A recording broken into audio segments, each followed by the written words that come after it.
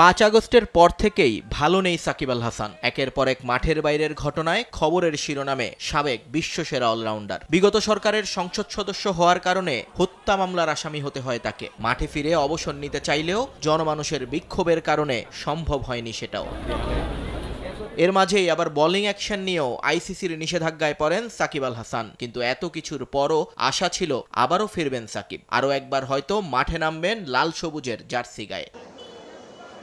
তবে এবার সেই পথটা আরও বন্ধুর হলো, কারণ এতদিন মামলা হলেও সব ছিল প্রাথমিক অবস্থায়। কিন্তু এবার তার বিরুদ্ধে গ্রেফতারি পরোয়ানা জারি করলেন আদালত।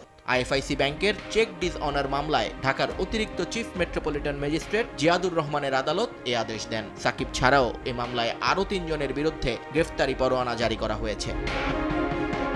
মামলার নথি থেকে জানা যায়, সাকিব সহ 4 আসামির বিরুদ্ধে 4,14,57,000 টাকার ডিসঅনার মামলাটি করা হয় গত বছরের 15ই ডিসেম্বর। মামলা করেন আইএফআইসি ব্যাংকের পক্ষে মোহাম্মদ শাহিবুর রহমান। অভিযোগে বলা হয়, সাকিবের মালিকানাধীন অ্যাগ্রো ফার্ম ব্যবসায়িক উদ্দেশ্যে বিভিন্ন সময় আইএফআইসি ব্যাংকের বনানী শাখা থেকে ঋণ গ্রহণ করে। তার বিপরীতে 2টি চেক ইস্যু করেন তারা, কিন্তু চেক দিয়ে টাকা উত্তোলন করতে গেলে পর্যাপ্ত টাকা না থাকায় তা ডিসঅনার হয়।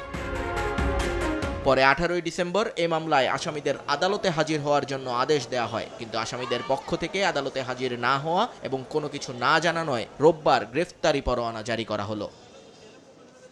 নিয়ন মোহাইমেন, সময় সংবাদ।